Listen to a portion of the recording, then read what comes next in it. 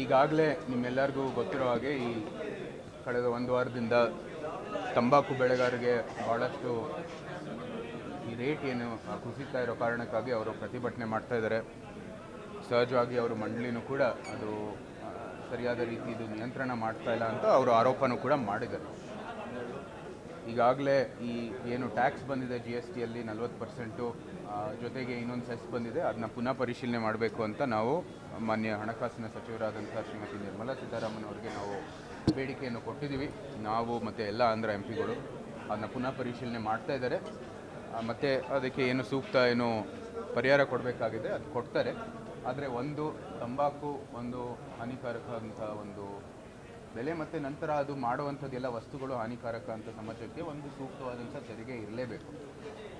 ಅದಿರುತ್ತೆ, ಆದರೆ ಅದು ಸೂಕ್ತವಾದಂಥ ಒಂದು ರೇಟಲ್ಲಿ ಕೊಡ್ತಾರೆ ಅಂತ ಈಗಾಗಲೇ ಹೇಳಿದ್ದಾರೆ. ಆದರೆ ಈ ಕಡೆ ಆ ಟ್ಯಾಕ್ಸು ಗ್ರಾಹಕರ ಮೇಲೆ ಇರ್ತಕ್ಕಂಥದ್ದು ಇವರು ಏನು ಸಿಗರೇಟ್ ಉತ್ಪಾದನೆ ಮಾಡುವಂಥದ್ದು ಕಂಪನಿಗಳಿದ್ದಾರೆ ಅವ್ರ ಮೇಲೆ ಇಲ್ಲ. ಸೊ ಇಲ್ಲಿ ಇವರು ಏನಕ್ಕೆ ನಿರ್ಧಾರ ತಗೊಂಡಿದ್ದಾರೆ ಅಂತ ನಾವೆಲ್ಲರೂ ಅವ್ರನ್ನ ಪ್ರಶ್ನೆ ಮಾಡಿದ್ದೀವಿ. ಮತ್ತು ಇವತ್ತು ಸಾಯಂಕಾಲ ಒಳಗಡೆ ಜಿಲ್ಲಾಧಿಕಾರಿಗೆ ಒಂದು ಸೂಕ್ತ ಉತ್ತರ ಕೊಡಬೇಕು ಅಂತ ಹೇಳಿದ್ದಾರೆ. ಜೊತೆಗೆ ಇವತ್ತು ನಿನ್ನೆ ನಾವು ಕಟ್ಟೆಮಲವಾಡಿಗೆ ಭೇಟಿ ಕೊಟ್ಟಿದ್ವಿ. ಅಲ್ಲಿ ರೈತರೆಲ್ಲ ಹೇಳಿದ್ದು 2 ದಿನ ಆದರೂ ನಡೀಲಿ, ಯಾಕಂದರೆ ಇರೋವಂಥದ್ದು ಸ್ಟಾಕ್ ಆದರೂ ಅದರ ಮಾರಾಟ ಆಗಲಿ ಅಂತ. ಈಗಾಗಲೇ ಅವರು ಬೇರೆ ಬೇರೆ ಒಂದು ಅಭಿಪ್ರಾಯಗಳು ಕೊಟ್ಟಿದ್ದಾರೆ. ಅದೆಲ್ಲನೂ ಕೂಡ ಪರಿಶೀಲನೆ ಮಾಡಿ ಸೂಕ್ತ ಒಂದು ನಿರ್ಧಾರ ತಗೊಳ್ಳಿಕ್ಕೆ ನಾವು ಸಿದ್ಧ ಆಗಿದ್ದೀವಿ. ಅದಾದ ನಂತರ ಇವತ್ತು ಪಿಯೂಷ್ ಗೋಯಲ್ ಅವ್ರನ್ನ ಭೇಟಿ ಆಗಬೇಕಾಗಿದೆ.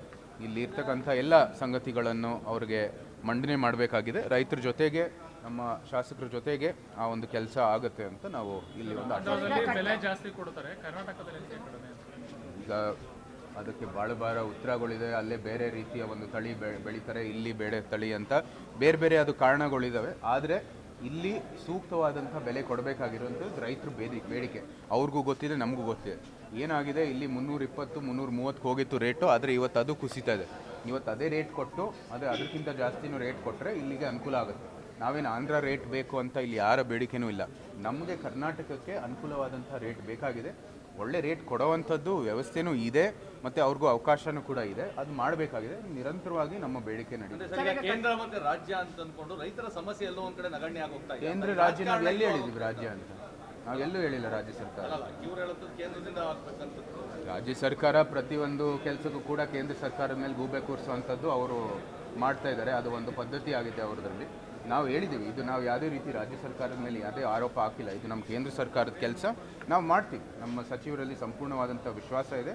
ಮತ್ತು ಇದು ನಮ್ಮ ತಂಬಾಕು ಮಂಡಳಿಯನ್ನು ಕೂಡ ಇವತ್ತು ಸರಿಯಾದ ನಿರ್ಧಾರ ತಗೊಳ್ಳೋದ್ರಲ್ಲಿ ನಾವು ಒತ್ತಾಯಿಸ್ತೀವಿ ಅಂತ ನಮಗೆ ವಿಶ್ವಾಸ ಇದೆ. ಕಟ್ಟೆಮಲವಾಡಲ್ಲಿ ಬೆಳಗ್ಗೆ ಸಹ ಒಂದು ವಿಡಿಯೋ ವೈರಲ್ ಆಗಿದೆ. ಅಂದರೆ ರೈತರು ಏನು ತಂಬಾಕನ್ನ ಮಾಡ್ತಾರೆ ಅದಕ್ಕೂ ಕೂಡ ಲಂಚ ಕೊಡಬೇಕು ಅವರಿಗೆ ತಗೊಳ್ಳಿಕ್ಕೆ ಅಂತೇಳಿ ಒಂದು ವಿಡಿಯೋ ವೈರಲ್ ಆಗಿದೆ. ಲಂಚ ಇಲ್ಲ, ಯಾವುದೇ ಒಂದು ನಿರ್ದಿಷ್ಟವಾದಂಥ ಪ್ರಕರಣ ಇದ್ದರೆ ದಯವಿಟ್ಟು ನಮ್ಮ ಗಮನಕ್ಕೂ ತೊಗೊಂಡು ಬನ್ನಿ. ಅದು ನಾವು ಅದ್ರ ಜೊತೆಗೆ ನಿರ್ದಿಷ್ಟವಾಗಿ ನಾವು ಡೀಲ್ ಮಾಡ್ತೀವಿ. ಅದ್ರೇನು ಸಮಸ್ಯೆ ಇಲ್ಲ, ನಾವು ಅದನ್ನ ಬಗೆಹರಿಸುವಂಥದ್ದು ಕೆಲಸ ಮಾಡ್ತೀವಿ.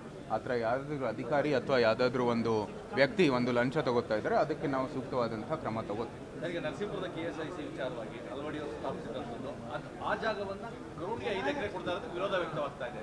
ಮುಚ್ಚೋ ವಿಚಾರ ಅಲ್ಲ, 5 ಎಕರೆ ಕೊಡಬಾರ್ದು, ಎಕ್ಸ್ಟೆಂಡ್ಗೆ ಮುಂದಕ್ಕೆ ಬೇಕಾಗಬಹುದು KSICಗೆ ಆ ಜಾಗ. ಈಗ ಯಾರು ಹೊಣೆ ಆದದ್ದು? ರಾಜ್ಯ ಸರ್ಕಾರ ಅಲ್ಲ. ರಾಜ್ಯ ಸರ್ಕಾರ ಈಗಾಗಲೇ ನಾವು ಅದನ್ನ ಟ್ವಿಟರ್ ಮೇಲೆ ಲೆಟರ್ ಕೂಡ ಬರೆದಿದ್ದೀವಿ. ಇದಕ್ಕೆ ತಕ್ಕ KSICಗೆ ಕೊಟ್ಟಿರ್ತಕ್ಕಂಥ ಜಮೀನು KSIC ಕಾರ್ಯಕ್ರಮಕ್ಕೆ ಚಟುವಟಿಕೆಗಳಿಗೆ ನಾವು ಬಳಸಬೇಕಾಗಿದೆ ಅಂತ ನಾವು ಆಗಲೇ ಲೆಟರ್ ಕೊಟ್ಟಿದ್ದೀವಿ. ಮತ್ತು ನಮ್ಮ ಹೋರಾಟನೂ ಕೂಡ ಮುಂದುವರಿಯುತ್ತೆ. ಅದರಲ್ಲಿ ಯಾವುದೇ ರೀತಿಯ ಅನುಮಾನ ಬೇಡ. ಯಾಕಂದರೆ ಮರಗಳು ಇರುವಂಥದ್ದು 5 ಎಕರೆ ಜಾಗದಲ್ಲಿ ಮರಗಳನ್ನು ಕಡಿಮೆ ಗ್ರೌಂಡ್ ಮಾಡುವಂಥದ್ದು ಇವ್ರು ಯಾವ ರೀತಿ ಈ ಥರ ನಿರ್ಧಾರಗಳು ತಗೋತಾ ಇದ್ದಾರೆ ಅಂತ ನಂಗೆ ಗೊತ್ತಿಲ್ಲ. ಯಾಕಂದರೆ ಒಂದು ಕಡೆ ಇಲ್ಲಿ ಇವರು ಮೊನ್ನೆ ನಮ್ಮ ಬೃಹತ್ ಕೈಗಾರಿಕೆಯಲ್ಲಿ ಸಚಿವರಾದಂಥ ಕುಮಾರಸ್ವಾಮಿ ಅವರು HMT ಜಾಗದಲ್ಲಿ ಕೆಲಸ ಮಾಡೋಕ್ಕೆ ಅದೇ HMT ಜಾಗ ಅಂತ ಅದು ಫಾರೆಸ್ಟ್ ಲ್ಯಾಂಡಲ್ಲಿ ಅಲ್ಲೋಗಿ ಹೇಳ್ತಾರೆ. ಇಲ್ಲಿ ನಿಜವಾದಂಥ ಒಂದು ಅರಣ್ಯ ಇರೋ ಜಾಗದಲ್ಲಿ ಬಂದ್ಬಿಟ್ಟು ಅವರು ಇಲ್ಲ ಇದು ಕೆಡೋದಕ್ಕೆ ಅಥವಾ ಮರ ಕಡಿಯೋದಕ್ಕೆ ಸಾಧ್ಯ ಆಗುತ್ತೆ ಅಂತ ಹೇಳ್ತಾರೆ. ಸೊ ಯಾವುದೇ ರೀತಿ ತಾರ್ಕಿಕವಾಗಿ ಇವರು ನಿರ್ದೇಶನ ತಗೋತಾ ಇಲ್ಲ. ಅದು ಭಾಳ ಸ್ಪಷ್ಟವಾಗಿ ನಮಗೆ ಕಾಣ್ತದೆ. ರಾಜ್ಯ ಬಜೆಟ್ ಸಹ ನನಗೆಲ್ಲ ಮಾಹಿತಿ ಬರೋದು ನಿಮ್ಮಿಂದಾನೆ. ಸೊ ನೀವೇ ಅದಕ್ಕೆ ಒಂದು ಸರಿಯಾದಂಥ ಉತ್ತರ ಕೊಡಬೇಕಾಗಿದೆ. ಕಾಂಗ್ರೆಸ್ಸಿನ ಆಂತರಿಕ ವಿಚಾರ ನನ್ನ ಬಗ್ಗೆ ನನಗೇನು ಮಾಹಿತಿ ಇಲ್ಲ. ನಮಗೆ ನಮ್ಮ ಹೋರಾಟ ಈ ಜನರಿಗೆ, ನಮ್ಮ ಕರ್ನಾಟಕ ರಾಜ್ಯಕ್ಕೆ ಒಳ್ಳೆ ಅಭಿವೃದ್ಧಿ ಆಗಬೇಕಾಗಿದೆ. ಅವರ ಹಿತಕ್ಕಾಗಿ ನಾವು ಕೆಲಸ ಮಾಡಬೇಕಾಗಿದೆ. ಅಷ್ಟೇ ನಮ್ಮ ಆಗ್ರಹ.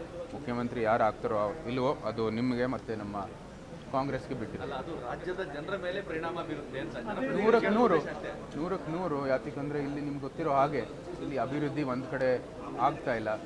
ಅವರು ಜನರ ಹಿತಕ್ಕಾಗಿ ಏನು ಕೆಲಸ ಮಾಡಬೇಕಾಗಿದೆ ಅದ್ರ ಬದಲು ಇಲ್ಲಿ ಯಾರು ಮುಖ್ಯಮಂತ್ರಿ ಆಗ್ತಾರೆ ಅಂತ ಅವರು ಹೋರಾಟವನ್ನು ಮಾಡ್ತಾ ಇದ್ದಾರೆ.